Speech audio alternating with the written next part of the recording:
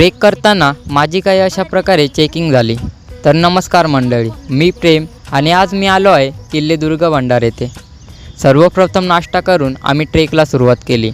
1-1.5 तास ट्रेक केल्यानंतर आम्हाला कातळात कोरलेल्या पायऱ्या बघायला मिळाल्या। पायऱ्या पार केल्यानंतर आम्ही ब्रह्मगिरीवरती पोहोचलो। ब्रह्मगिरी ही धुक्याने पूर्ण सजलेली होती।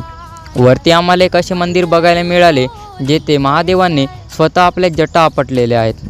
मंदिराच्याच मागच्या बाजूला एक वाट आहे, ती आपल्याला दुर्ग भंडारकडे घेऊन जाते। पुढे आल्यानंतर आम्हाला परत एकदा कातळात कोरलेल्या पायऱ्या बघायला मिळाल्या।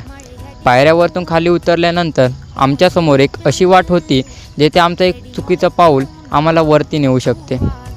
किल्ल्यावरती पाण्याच्या टाक्यांच्या व्यतिरिक्त काहीही बघायला मिळाले नाही, पण ही टायटॅनिक शिप मात्र नक्की बघायला मिळाली।